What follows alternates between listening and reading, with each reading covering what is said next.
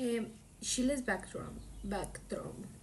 And the Spanish arrived in Chile in the 1500s. They fought strong battles and against the Mapuche's people. The conquest was hard and violent. Chile was not rich like Mexico or Peru. It was border territory with many conflicts. After the conquest, Chile became a Spanish colony. There were three social groups: Peninsulares were in Spain, and they had the power. In Criollos were in America, they had money but not power. And indigenous people working before it or were pushed out. In 1810, the Criollos started the independence movement. They were children of the Spain people but feel American. Indigenous and mestizos did not lead the process. In 1810, a Junta de Gobierno was created in Santiago, and there were civil war between patriots and royalists. In the 1817, San Martin and O'Higgins crossed in the Andes. In 1818, after the Battle of Mapuy, Chile became an independence. The relationship between Peru and Chile. I'm going to talk about the relationship with their neighbors. Um, the Pacific War with Peru in 1879 and 1884. This conflict was crucial for the territorial definition of Chile. The territorial tensions, although the borders were definite, territorial tensions persist, especially with regard to the administration of Tacna and Arica, which was particularly resolved with the Treaty of Lima in 1929, but it was in other period of time that we don't want to focus now. About the relationship with Bolivia, this was more complicated.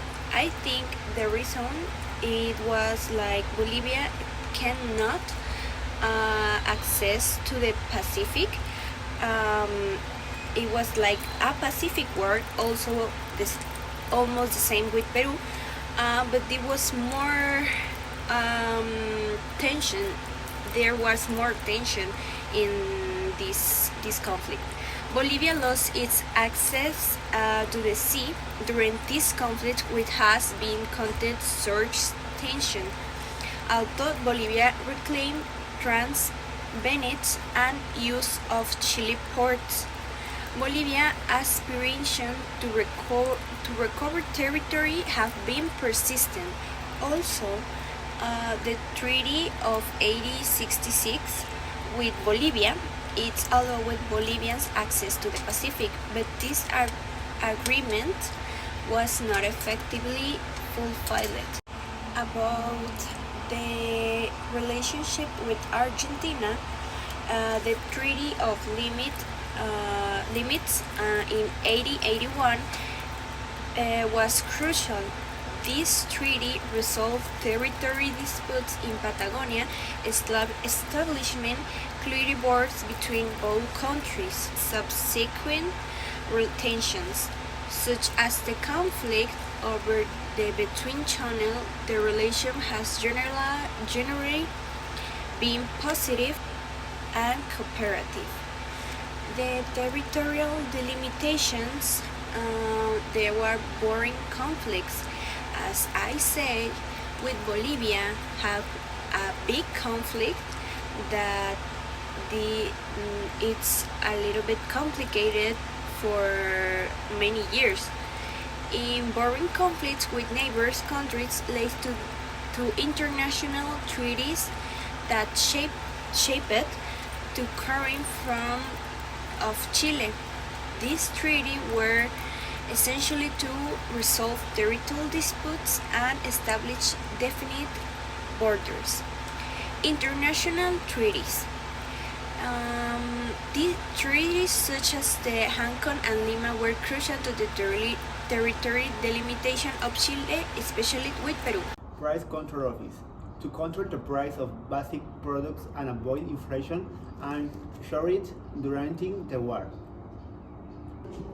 Industrial Development Institution to support local industries and increase national products as part of the important institution strategies.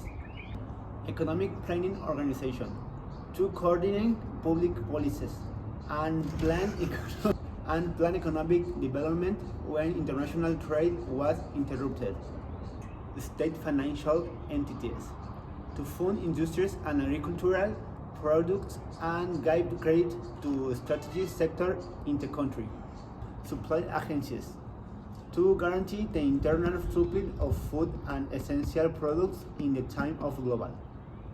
About liberals and conservatives, with the Battle of Lircay in 1830, conservatives gained more power and helped to create a more authoritarian political system in the country. This caused a lot of differences between liberals and conservatives, as well as a lot of political instability, which led to the creation of several different constitutions, as each group wanted the government to align with their ideas. These ideas being basically that liberals wanted to expand the right to vote, while the conservatives supported this authoritarian system. The reconciliation between liberals and conservatives happened till the 1860s, which helped to unite both political groups and establish a balance between order and progress.